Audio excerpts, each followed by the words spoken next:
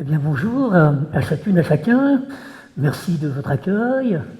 Merci de me permettre de quitter l'espace d'un samedi, notre capitale encore assombrie par les violences, pour retrouver ma Normandie natale. Merci pour tous ces témoignages que j'ai pu entendre.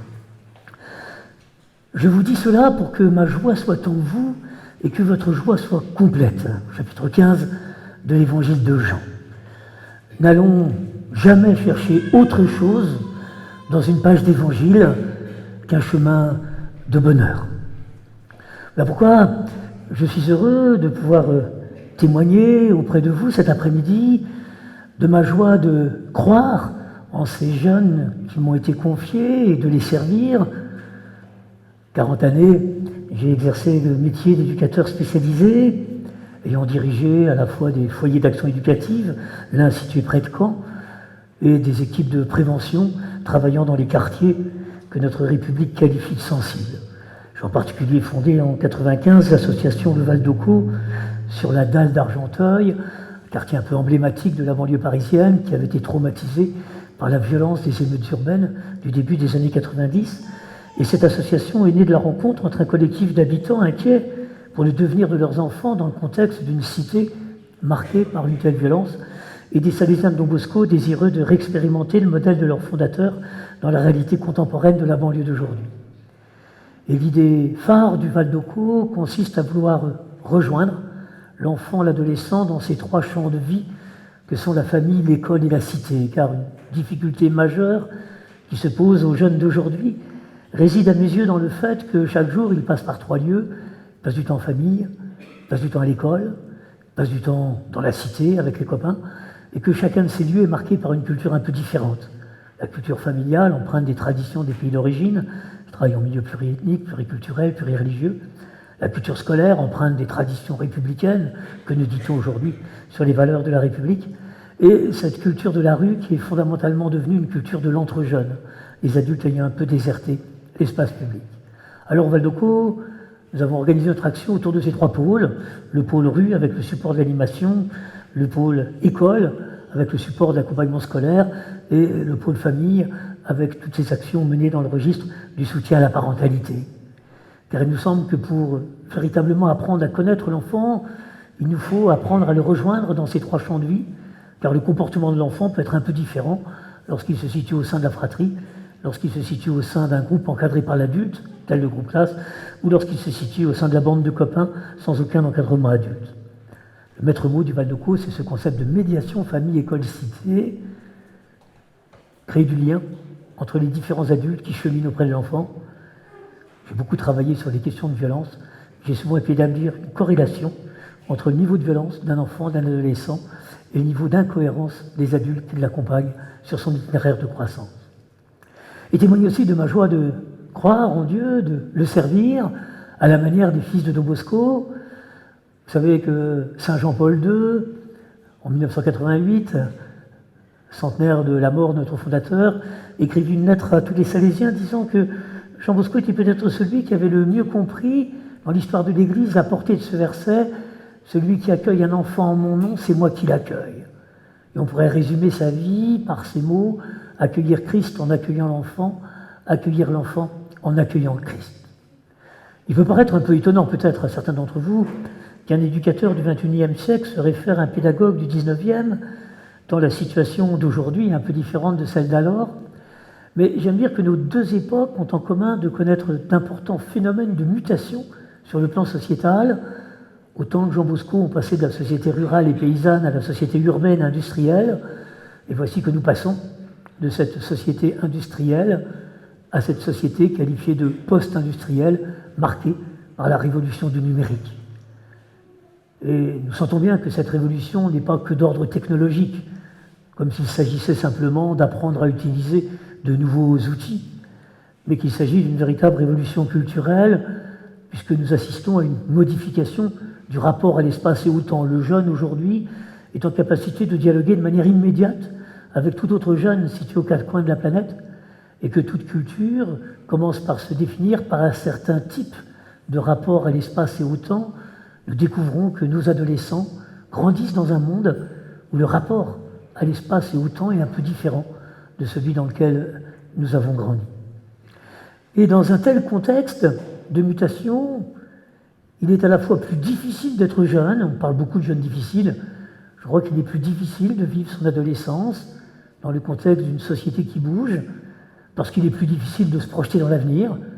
Comment vouliez-vous, au temps de Jean Bosco, que le petit garçon, fils de paysan, petit-fils de paysan, arrière-petit-fils de paysan, puisse se projeter dans un avenir d'ouvrier dans une de ces usines fumantes qu'il voyait poindre à l'horizon. Et combien il est difficile pour nos ados d'aujourd'hui de se projeter dans l'avenir lorsque les économistes nous disent que nous ne connaissons en gros que 50% des métiers qui s'exerceront en 2050, qu'ils assistent à l'effondrement de pans entiers de l'économie traditionnelle et que les nouveaux métiers liés à l'économie numérique tardent à se structurer. Et puis il est aussi plus difficile d'éduquer. Je crois qu'il est plus difficile aujourd'hui d'être parent, d'être grand-parent, d'être éducateur, d'être enseignant, car il n'y a plus de consensus sociétal autour d'un ordonnancement des valeurs, et que parfois chacun se sent un peu seul lorsqu'il s'agit de transmettre à ses enfants, à ses petits-enfants, ce qui fait l'essentiel de sa vie, alors qu'il n'est plus porté par tout ton environnement. Et dans un tel contexte, Jean Bosco était porteur de deux grandes intuitions qui me paraissent d'une grande actualité pour notre aujourd'hui, l'une sur le plan éducatif, l'autre sur le plan pastoral. Sur le plan éducatif, il nous enseigne que lorsque la confiance s'estompe dans les grandes institutions, alors en son temps, c'était les institutions liées à la monarchie, aujourd'hui, ce sont les grandes institutions républicaines, et malheureusement aussi la grande institution ecclésiale, la capacité à transmettre, la capacité à éduquer, allait beaucoup plus être liée à la qualité de la relation adulte-jeune plutôt qu'à la qualité organisationnelle du système institutionnel. Il nous lègue une pédagogie fondée sur la qualité de la relation adulte-jeune. Il devinait déjà, et je crois que les faits lui ont donné raison, c'est que l'exercice d'une fonction d'autorité serait de moins en moins lié au statut de la personne qui l'exerce et de plus en plus à la qualité de relation que cette personne est en capacité de nouer avec le jeune. Aujourd'hui, je rencontre des parents qui font autorité en famille, d'autres qui ne font pas autorité. Aujourd'hui, je rencontre des enseignants qui font autorité dans le groupe classe, d'autres qui ne font pas autorité. Aujourd'hui, je rencontre des juges pour enfants qui font autorité dans leur cabinet, d'autres qui ne font pas autorité. Ils ont le même statut. J'entends bien que ce qui est important du point de vue du jeune, c'est la relation. On l'a vu avec cette apostrophe de ce collégien, apostrophant le président de la République. Alors Manu, comment ça va? Voilà, parlant au président de la République comme s'il s'adressait à son voisin. Quelque part, c'est un peu rassurant, parce que je crois que dans ces turbulences que traverse l'institution Église aujourd'hui, je continue de voir la solidité du lien que peuvent avoir des religieuses, des religieux, des prêtres, avec les jeunes et avec leurs familles. Et l'intuition sur le plan pastoral, c'est qu'alors que beaucoup de prêtres de son époque s'inquiétaient de voir tous ces gamins issus des campagnes, et lorsqu'ils vivaient à la campagne, ils fréquentaient les paroisses, arriver dans tous les faubourgs de la ville de Turin, et ils ne pratiquaient plus. Et beaucoup de prêtres étaient habités par la question comment les faire revenir. Et j'entends souvent cette question dans des équipes d'animation pastorale auxquelles je participe, comment faire revenir les jeunes dans nos églises, qui en donnant une guitare, l'autre en préparant telle ou telle intention. Jean Bosco de nous dire non, c'est pas ainsi qu'il faut poser le problème. La question qui se pose, c'est pas d'abord comment faire revenir les jeunes à l'église, la question qui se pose, c'est comment aller les rejoindre, aller les trouver là où ils sont, là où ils vivent, aller partager ce qui est important pour eux. Autrement dit, Jean Bosco nous apprend à développer une pastorale non pas du faire venir, mais du aller vers. Je crois que c'est la conversion à laquelle le pape François nous appelle aujourd'hui, une église ouverte qui va aux périphéries, qui va à la rencontre. Venons-en donc au thème de cette intervention, joie de croire, joie de servir. Tout d'abord, la joie. Dominique Savio, un élève de Don Bosco, sans doute l'un de ceux qui avait le mieux compris la portée du message de ce prêtre, disait à un jeune garçon arrivé à l'oratoire, c'était le nom de l'œuvre de Don Bosco, « Sache qu'ici, nous faisons consister la sainteté à être toujours joyeux. » Ce que Dieu souhaite pour l'homme, c'est la joie. Comme le disait si bien François de Sales, ce maître à penser que Don Bosco a confié à tous ses disciples, un saint triste est un triste saint. Et nous nous souvenons de cette parole de Nietzsche, si les chrétiens, au sortir de l'église le dimanche, avaient un visage resplendissant de joie, peut-être serais-je invité à croire. La joie. La joie est différente du plaisir. Le monde moderne offre à nos jeunes bien des plaisirs et des divertissements, mais souvent peu de joie profonde. Il s'agit, pour reprendre la définition du Robert, d'un sentiment exaltant, ressenti par toute la conscience, sentiment qui est à l'origine d'une émotion agréable et profonde. La joie du disciple du Christ est la joie du cœur. Un cœur joyeux éclaire le visage, mais dans le chagrin, l'esprit est abattu, nous disent les proverbes. Proverbe numéro 15. La joie est la composante essentielle de l'ambiance éducative chère à Don Bosco. Une grande part de son art éducatif consistait à toujours savoir instaurer autour de lui un climat de paix et de sérénité joyeuse. Celui qui a le cœur en paix est toujours en fête. Mais rappelons que la joie n'est pas de l'ordre de la conquête. On ne peut pas être joyeux par devoir. La joie est de l'ordre du fruit d'une relation authentique, fruit d'une relation d'amour. Comment être joyeux selon l'enseignement du Christ? Rappelons qu'il ouvre son enseignement par ces quelques repères pour le vrai bonheur. C'est le chemin des béatitudes. Heureux ceux qui manquent, alors que notre société de consommation ne cesse de nous rabâcher, heureux ceux qui ont, heureux ceux qui possèdent. Voici que le Christ émet une parole neuve. Heureux ceux qui manquent. Le pauvre, c'est celui qui manque. Car l'important en termes de bonheur dans l'Évangile, ce n'est pas ce que l'on a, mais ce que l'on donne et ce que l'on reçoit. Ce n'est pas ce que l'on possède, mais ce que l'on échange. Et seul celui qui manque peut goûter la joie de l'échange. Voilà pourquoi le pauvre est dit sur le chemin du bonheur, alors que le riche, au sens biblique du terme, c'est celui qui peut se suffire à lui-même, ne sait même pas que le bonheur est chemin. Oui, joyeux peux-tu être si tu manques de quelque chose, car tu sauras goûter le bonheur de recevoir. Joyeux peux-tu être si tu manques de quelqu'un, car tu sauras goûter le bonheur d'aimer. Joyeux peux-tu être si tu manques de Dieu, car tu sauras trouver le chemin qui y mène.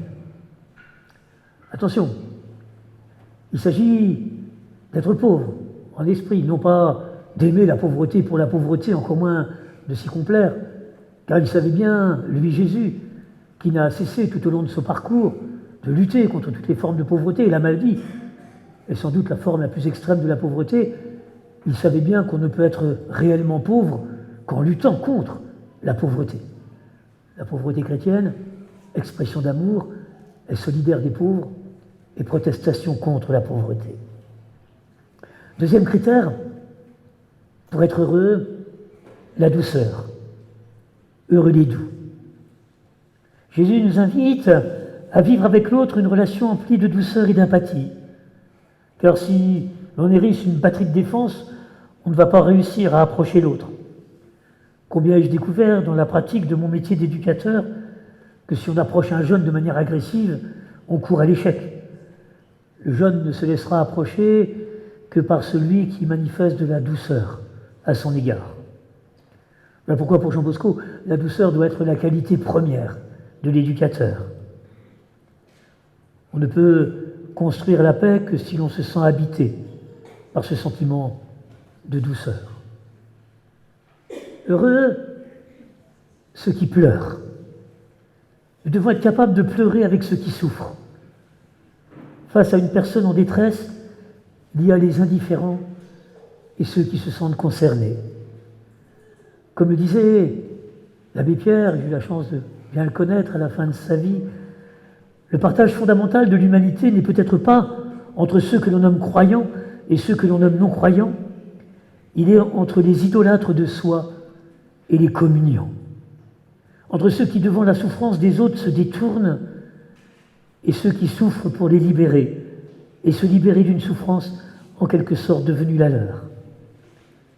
Si je ne me sens pas en communion avec celui qui est dans la peine, je ne pourrai pas découvrir ce qu'est la vraie joie.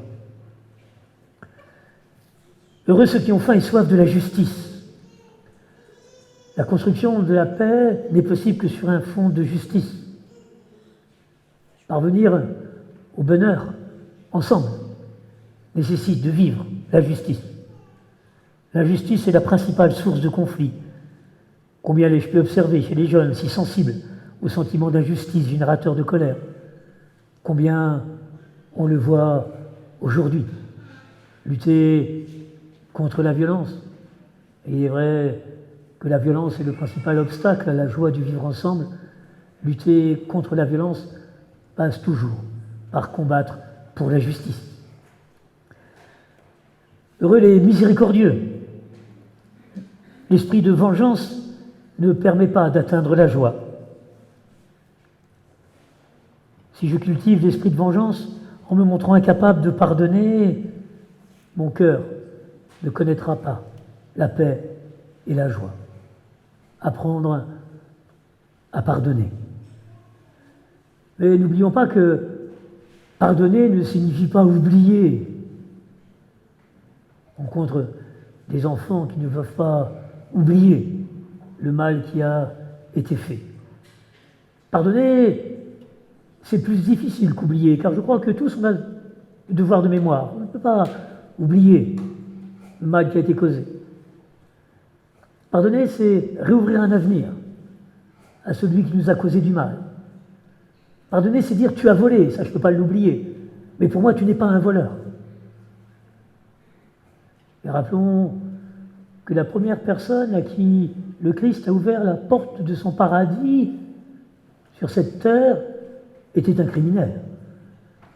Car celui que l'on nomme le bon larron dans la tradition, crucifié aux côtés de Jésus, avait certainement tué pour pouvoir dire, vis-à-vis de ce que j'ai fait, c'est normal que j'ai ce tel châtiment. Comment un homme pourrait-il trouver normal que la société le tue s'il n'avait pas tué lui-même? Et voici que Jésus ouvre un avenir à cette personne, ne l'enfermant pas dans son acte criminel. Bien sûr, pardonner nécessite que la justice soit faite au niveau des actes posés. Mais pardonner, c'est réouvrir un avenir à chacun sans l'enfermer dans une étiquette construite à partir de ses comportements du passé. Et c'est alors que résonne la 7e béatitude, « Heureux ceux qui font œuvre de paix ». Et je crois que la joie est synonyme de paix. Seul peut être joyeux celui qui est habité par une paix intérieure. Seuls des hommes peuvent ensemble vivre joyeux que s'ils vivent en paix. Et ces béatitudes peuvent constituer un formidable itinéraire pour la paix. Si l'on veut être capable d'atteindre ce climat de joie et de paix, encore faut-il être conscient que l'autre peut m'apporter quelque chose. Si je pense me suffire à moi-même, il est inutile d'aller vers l'autre. Encore faut-il que je sois doux, encore faut-il que je combatte pour la justice, que je sois miséricordieux, que je sois compatissant. La joie de croire. Et croire, c'est un mouvement qui nous met en joie. S'il est bien une expression que je n'arrive pas à dire aujourd'hui, c'est « j'ai la foi ».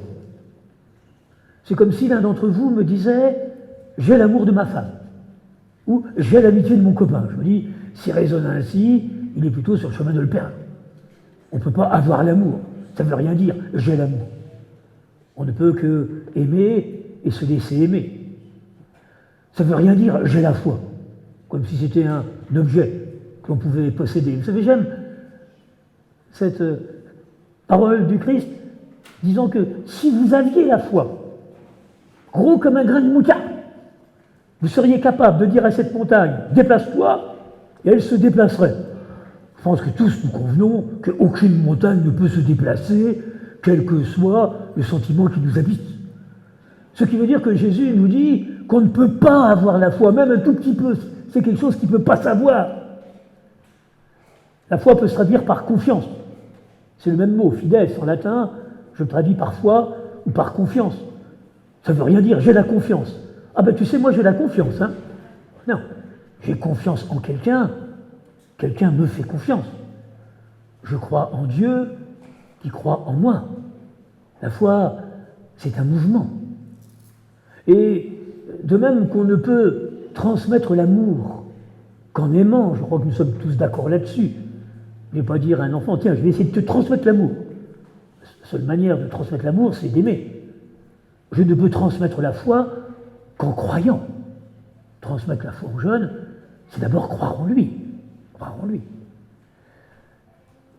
La foi, c'est un mouvement. En fait, c'est 40 années de pratique du métier d'éducateur m'ont fait découvrir que les jeunes qui sont les plus en difficulté pour faire confiance à l'adulte, et sont ceux qui nous mettent le plus en difficulté dans le travail d'éducateur, sont toujours des jeunes qui ont du mal à avoir confiance en eux. Car lorsque je n'ai pas confiance en moi, il est un peu dangereux de faire confiance à l'autre. On se remet entièrement entre ses mains. Mais comment avoir confiance en moi si je ne sens le regard de confiance de l'autre à mon égard? C'est ainsi que l'enfant grandit dans la confiance. Ben pourquoi j'aime dire que la foi, la confiance, c'est un moteur à 3 temps. Il s'agit pour l'éducateur de faire confiance, de manière à ce que l'enfant puisse prendre confiance, et en retour, faire confiance. C'est ce même mouvement, la foi vis-à-vis de Dieu. Dieu fait confiance à l'homme. Ainsi, l'homme peut prendre confiance en lui, et en retour lui faire confiance. Car de même que l'amour que l'homme porte à Dieu est la réponse à l'amour que Dieu lui porte, la foi que l'homme porte à Dieu est la réponse à la foi que Dieu lui porte. Le premier qui croit, c'est Dieu. Dieu croit en l'homme. Voilà pourquoi il nous invite à croire en l'homme, et en retour, à croire en lui. Saint Jean nous dit dans son évangile que celui qui dit qu'il aime Dieu et qui n'aime pas son frère est un menteur. Et saint Augustin nous dit il n'y a pas deux amours, l'amour de Dieu et l'amour de l'homme. C'est un même et unique amour. Je dirais, en les parodiant, celui qui dit qu'il croit en Dieu et qui ne croit pas en l'homme est un imbécile. Il n'a rien compris au message. Et il n'y a pas deux foi. La foi en Dieu et la foi en l'homme, c'est une même et unique foi. Et j'irais même jusqu'à dire que pour celui qui ne croit pas en l'homme, il est dangereux de croire en Dieu. Car il risque alors toutes les manipulations si bien dénoncées par Nietzsche, Marx ou Freud. Nous croyons en un Dieu qui croit en l'homme, qui nous invite à croire en l'homme. Ben pourquoi travailler comme éducateur sur les pas de Don Bosco, c'est vivre la relation aux jeunes dans un « je crois en toi », à la manière dont Dieu croit en toi, à la manière dont j'expérimente que Dieu croit en moi. Éduquer à la manière du Christ, c'est d'abord croire en celui que l'on éduque. Croire que les jeunes ont besoin, aujourd'hui, peut-être plus encore qu'hier, de rencontrer des adultes qui croient en eux. Il m'est arrivé d'accompagner des adolescents au bord du suicide, non pas qu'ils n'aient pas été aimés, ils vivaient dans des familles aimantes, non pas qu'ils n'aient pas été aidés, ils ont rencontré une kyrielle de psy. Mais ce qui a manqué parfois, c'est de rencontrer un adulte capable de dire « j'ai besoin de toi ». Alors ils se vivent comme un problème, plutôt que comme une chance. Et alors peut venir dans leur tête l'idée noire qu'en se supprimant, ils suppriment le problème pour leur environnement. Oui, je crois que ce dont les jeunes d'aujourd'hui ont le plus besoin, c'est de rencontrer des adultes qui croient en eux. Croire en eux, cela signifie aussi espérer avec eux. Notre jeunesse en France compte parmi les plus pessimistes du monde. Notre petit pays est la 6e puissance économique du monde. Et notre jeunesse compte parmi les plus pessimistes. Ayons bien conscience qu'une raison majeure de ce pessimisme est le regard que les adultes portent sur demain. Croire en un jeune, c'est bien sûr lui ouvrir un avenir. C'est assez étonnant, ce qui se passe aujourd'hui dans mon pays. J'avais 9 ans en 1962, ce qui donne une indication sur mon âge pour l'effort en calcul mental.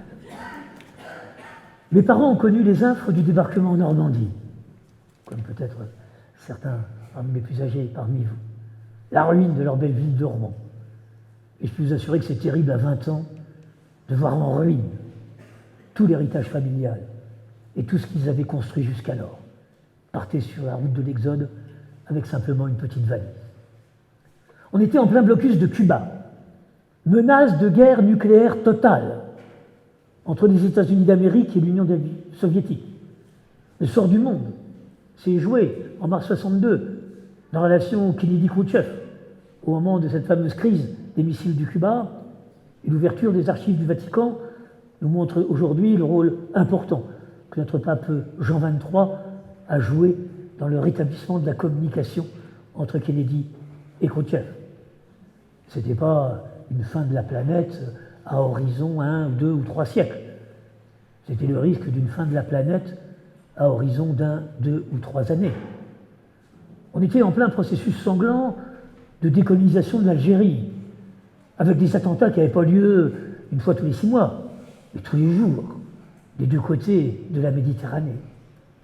Et je me souviens, l'enfant que j'étais, feuilletait en s'endormant les dernières pages de son encyclopédie des 2 coqs d'or et rêvait de la voiture de l'an 2000, du robot de l'an 2000 et de la fusée de l'an 2000.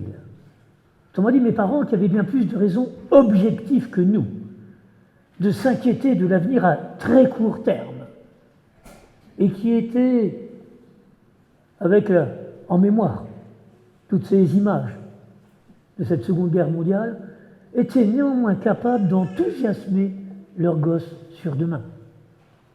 Sondage effectué aujourd'hui auprès de la jeune génération, à quoi vous fait penser demain? 3 premières images associées: peur de pollution, le changement climatique, peur du chômage, la peur du terrorisme. Il est plus difficile d'être jeune dans une société qui se projette négativement sur demain, une société qui se projette positivement sur demain.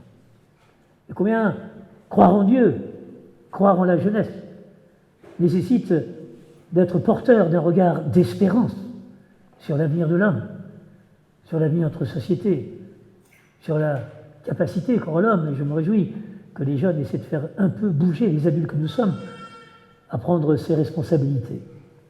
Vous savez, il y a un épisode que j'apprécie beaucoup dans l'Évangile, c'est l'épisode de Jésus dans la barque, alors que la tempête se lève.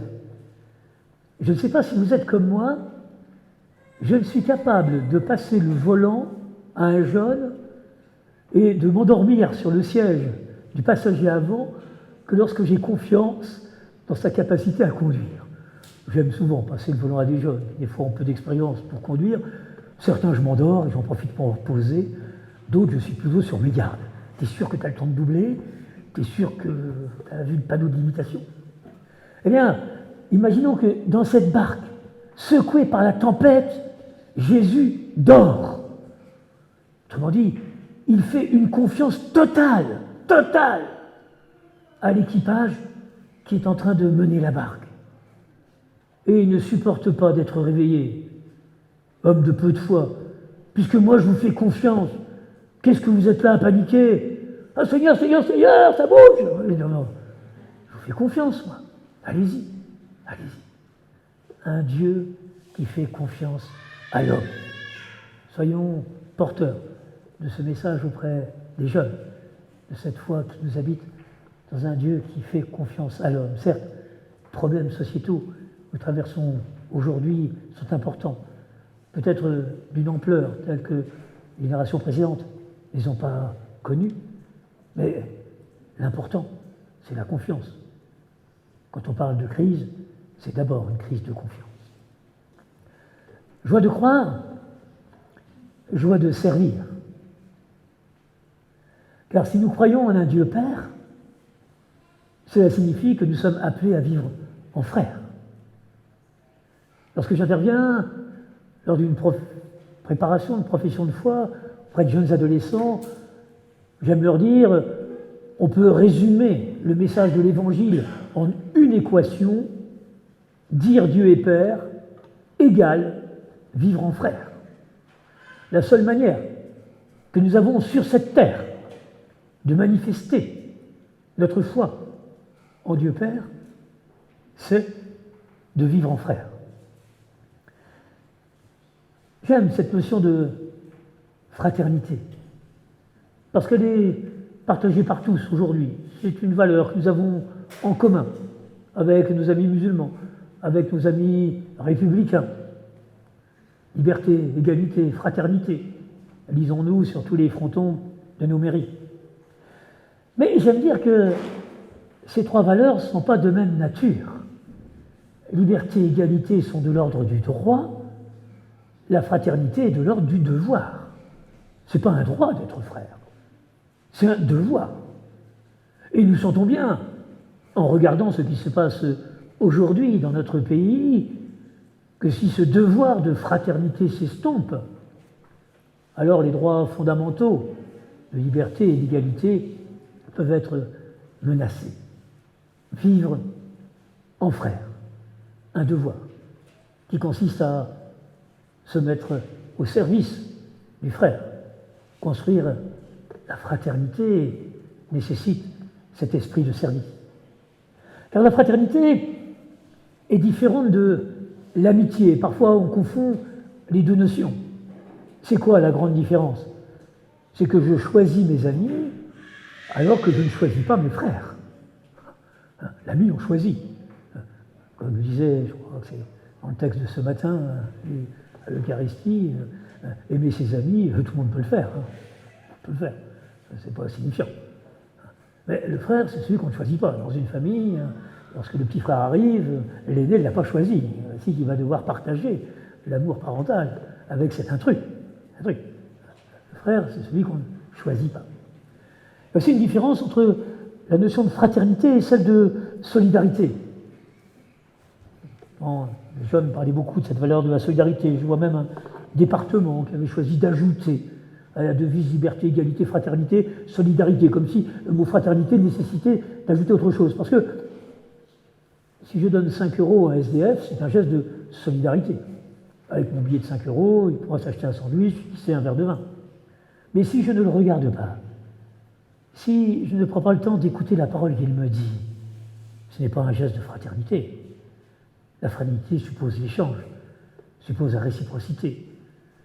J'ai en mémoire cette belle dame qui avait offert un billet de 20 € à un SDF, et ce SDF de lui rendre en disant « Madame, vous ne m'avez même pas regardé, je n'ai pas besoin de votre fric ». J'ai bien conscience que ce dont les exclus ont le plus besoin, c'est que leur parole soit prise en compte. C'est par la prise en compte de la parole que l'on existe. C'est le verbe qui est synonyme de vie. Donc, être frère. Mais la question qui se pose aujourd'hui à notre République, c'est au nom de quoi imposer la fraternité à tous mes concitoyens? Car j'entends des concitoyens me dire, moi, être frère avec les gens de mon village, pas de souci.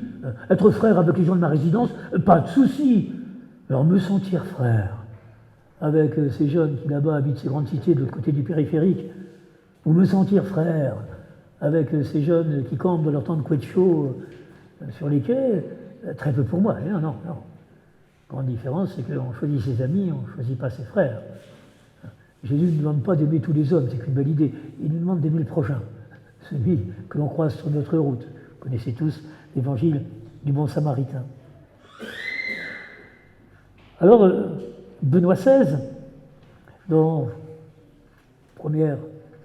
c'était la première encyclique du pape François qu'il a écrite avec Benoît, nous dit, au niveau de la fraternité, dans la modernité, on a cherché à construire la fraternité universelle entre les hommes en la fondant sur leur égalité. Peu à peu, cependant, nous avons compris que cette fraternité, privée de la référence à un père commun, comme son fondement ultime, ne réussit pas à subsister.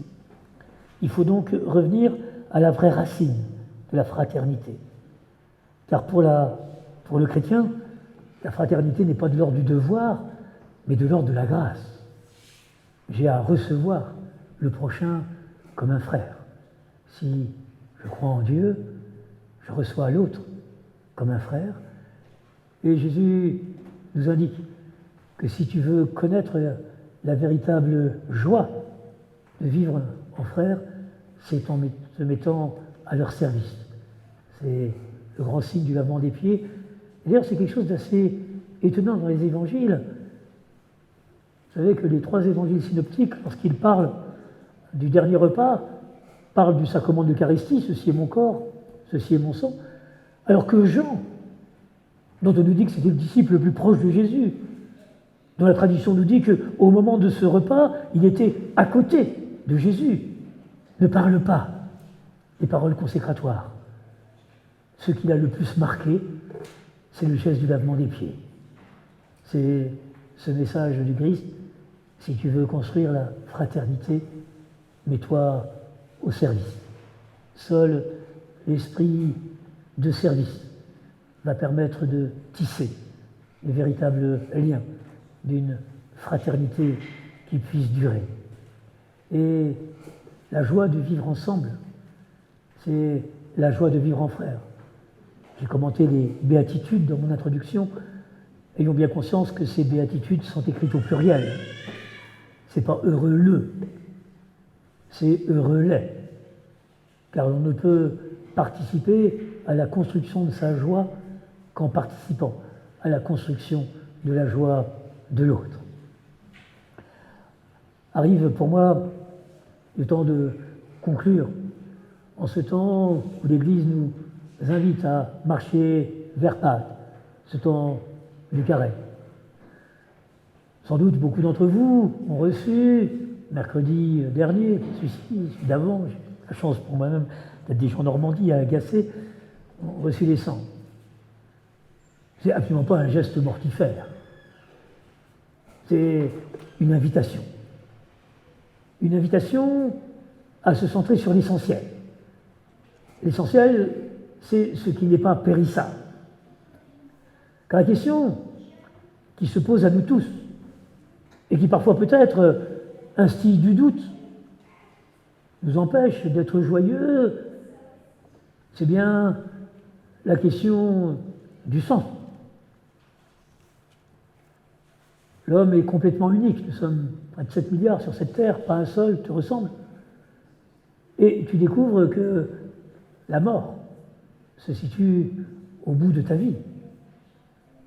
Et la question inévitablement qui se pose, c'est quelle est donc la trace que tu vas laisser de ton passage sur cette terre? Et l'Évangile nous dit que la seule trace, c'est l'amour que tu auras porté à ceux que tu auras rencontrés sur ta route. Ton héritage sera dilapidé, ta maison sera vendue au bout de 50 ans, ta voiture sera à la casse au bout de 3 ans. La seule chose qui reste, c'est l'amour. Tu continueras de vivre dans le cœur de ceux qui t'ont aimé. La vie éternelle, autrement dit la dimension éternelle de la vie, car Jésus parle de la vie éternelle au présent. Des fois, lorsqu'on parle de la vie éternelle, on met ça au futur. D'ailleurs, je suis un peu provocateur. Enfin, un jeune me dit, mais Jean-Marie, qu'est-ce qui se passe après la mort? Moi, je dis rien, puisque la mort, c'est la sortie de l'espace-temps. Il n'y a plus d'avant, il n'y a plus d'après. On est dans l'éternité, c'est hors du temps, c'est pas après. Et que cette dimension d'éternité, le Seigneur nous dit que nous pouvons la goûter dès ici-bas. C'est pas la foi en la vie éternelle, c'est pas la foi en une vie après la mort. C'est la foi en cette dimension d'éternité de la vie que nous goûtons dès à présent sur cette terre, cette vie éternelle. Et donc c'est une invitation pour cette marche vers Pâques de nous centrer sur l'essentiel. Lorsque je parle du carême aux jeunes que je rencontre, j'aime bien leur citer ces derniers mots de Steve Jobs, ils connaissent bien, fondateur d'Apple, de l'iPhone, de l'iPad, un des plus grands génies de la fin du XXe siècle, une fortune égale au PIB, supérieure au PIB de certains pays d'Afrique, une reconnaissance mondiale. Chaque fois qu'il passe dans un pays, il est reçu par les gouvernants, par Macron, par Trump, symbole de la réussite dans la vie, en termes d'argent, en termes de reconnaissance. Regardons sa dernière lettre, écrite sur son lit d'hôpital lorsqu'il se mourait d'un cancer. Je suis arrivé à l'apogée du succès dans le monde des affaires. Aux yeux des autres, ma vie est un exemple de réussite. Cependant, en dehors du travail, j'ai eu peu de joie. En fin de compte, la richesse est tout simplement un aspect de la vie auquel je me suis habitué. En ce moment, allongé sur le lit de malade et me rappelant toute ma vie, je me rends compte que toute la reconnaissance mondiale et la richesse qui m'ont rendu si fier de moi ont pâli et ont perdu tout sens devant la mort imminente. La recherche illimitée de la richesse ne fera que transformer une personne en un être tordu comme moi. Dieu nous a donné l'intelligence pour ressentir la présence de l'amour dans le cœur de tout un chacun et non les illusions provoquées par la richesse. La richesse pour laquelle j'ai tant lutté et que j'ai obtenue dans ma vie, je ne peux pas l'emporter avec moi. Ce que je peux emporter, ce ne sont que des souvenirs résultant de l'amour. Ce sont là les vraies richesses qui vous suivent, vous accompagnent, qui vous donnent la force et la lumière pour continuer. Quel beau message, vous lectez. Si vous voulez connaître la joie, ayez bien conscience que la joie de posséder n'est qu'un petit plaisir, que la joie d'aimer, elle, possède une dimension d'éternité.